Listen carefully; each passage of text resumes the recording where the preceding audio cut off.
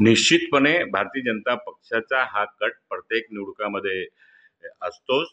पण काँग्रेसची विचारधारा एक क्लिअर आहे, साफ आहे. काँग्रेसची महानगरपालिकामध्ये सत्ता आल्यानंतर खान सुद्धा महापौर बनू शकतोय, देशमुख सुद्धा महापौर बनू शकतोय, पाटील सुद्धा महापौर बनू शकतोय, गायकवाड सुद्धा महापौर बनू शकतोय, सिंग आणि तिवारी सुद्धा महापौर बनू शकतायत. त्याच्यामध्ये गैर काय आहे? भारतीय जनता पक्ष या मुंबईमध्ये जे गेल्या 7-8 वर्षापासून निवडणुका बाजूला सारून जो भ्रष्टाचार केलेला आहे सरकारनी भारतीय जनता पक्षाची, त्याच्या उत्तर दिला पाहिजे त्यांनी. महानगरपालिकामध्ये जो भ्रष्टाचार झालेला आहे, महानगरपालिकाचा जो सगळे जे पैसे होते त्या पैशाचा जो भ्रष्टाचार झालेला आहे, विकास थांबलेला आहे प्रत्येक कामामध्ये, त्याची चौकशी त्यांनी करायला पाहिजे ना. त्याच्या उत्तर मुंबईची जनता या निवडणुकामध्ये विचारणार आहे भारतीय जनता पक्षाकडून. म्हणून अशा प्रकारची गोष्टी करून लोकांची दिशाभूल करण्याचा प्रयत्न भारतीय जनता पक्षाचे नेते करत आहेत. आपण बघतो अटल सेतूच्या बाबतीत त्याच्या गुणवत्तेच्या हे बघा, हा मुद्दा काँग्रेस पक्षाने ज्यावेळी या देशाचे पंतप्रधान मोदीजींनी उद्घाटन केला होता, त्याच्या 2-3 महिन्यामध्येच ते दिसून आला होता की त्याचा दर्जा, काम करण्याचा जो दर्जा होता, क्रॅक झाला होता. जागोजागी रोड तुटले फुटले होते.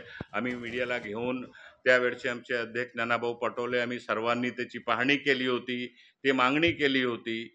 परंतु आज एवढं 1 वर्ष गेलाय, 1 वर्षानंतर 18,000 कोटीचा जो प्रकल्प आहे, ज्या राज्याची जनताच्या टॅक्सच्या रूपामध्ये जो पैसा सरकारला येतोय, त्या पैशातून बांधण्यात आलेला 18,000 कोटीचा जो प्रकल्प आहे, त्याच्यामध्ये जे झालेला भ्रष्टाचार आहे, त्या भ्रष्टाचार करणारे लोकांवर फक्त 1 कोटीची पेनल्टी लावून हा विषय संपवण्याचा कट सरकार करत आहे. आमची सर्वांची काँग्रेस पक्षाची मागणी आहे की ही कंपनी ताबडतोड ब्लॅकलिस्ट झाली पाहिजे. ह्यांच्यावर कमीत कमी 10% पेनल्टी मारली पाहिजे प्रकल्पाचा जो अमाऊंट आहे, आणि ह्यांच्यावर गुन्हा सुद्धा दाखल झाला पाहिजे आणि ह्याची सखोल चौकशी झाली पाहिजे. अशा प्रकारच्या ह्या लोकशाहीमध्ये अशा कोणी नेता या राज्यामध्ये, आपला राज्य प्रोग्रामी राज्य आहे, शाहू फुले आंबेडकरला ची विचारधारा घेऊन जाणारा राज्य आहे. या राज्यामध्ये अशी प्रकारच्या एकमेकावर वक्तव्य करून आणि ज्या खालच्या पातळीवर जाऊन तेढ जातीमध्ये तेढ निर्माण करण्याचा वक्तव्य असो, कोणाच्या आई वडिलावर वक्तव्य अपमान करण्याचा वक्तव्य असो, या भारतीय जनता पक्षाच्या नेत्यामध्ये आता प्रवृत्ती खूप वाढलेली आहे.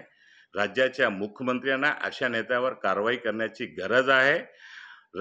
आणि या राज्याची जो एक मोठी विरासत आहे, त्याला सांभाळण्याचं काम या सरकारने केलं पाहिजे.